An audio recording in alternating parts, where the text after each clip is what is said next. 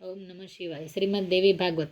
શુંભના દૂત સુગ્રીવનો ભગવતી જગદંબા સાથે વાર્તાલાપ. વ્યાસજી બોલ્યા, દેવતાઓ શત્રુઓ દ્વારા ખૂબ જ દુઃખી હતા.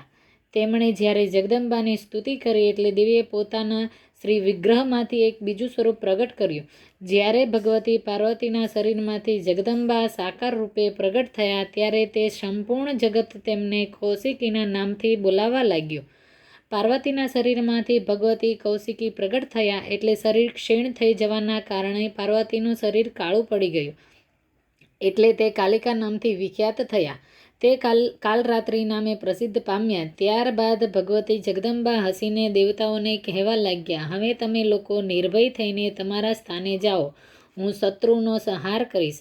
આ પ્રમાણે કહીને ભગવતી કૌશિકી સિંહ પર સવાર થયા અને શત્રુના નગર તરફ પ્રયાણ કર્યું. તેમણે કાલિકાને પણ સાથે આવવા માટે જણાવ્યું. કાલિકા સહિત ભગવતી જગદંબા શત્રુઓના નગરની નજીક આવીને ઊભા રહ્યા.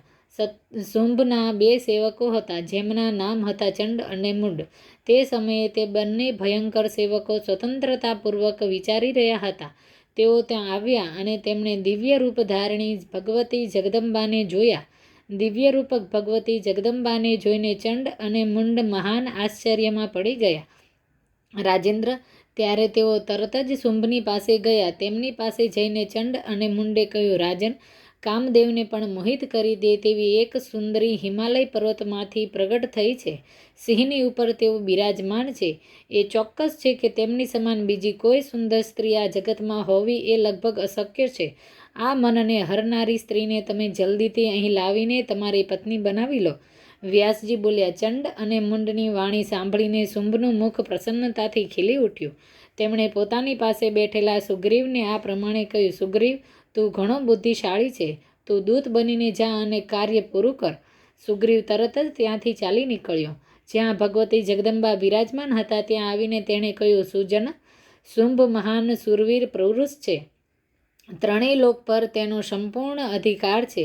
શુંભને તમારો પતિ બનાવી લો. ત્યારબાદ તમે ત્રણેય લોકની રાણી બનીને સર્વોત્તમ ઐશ્વર્ય ભોગવશો.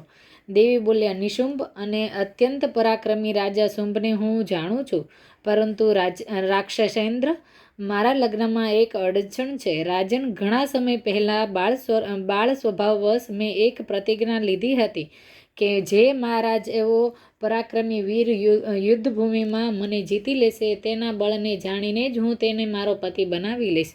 ઓમ નમઃ શિવાય.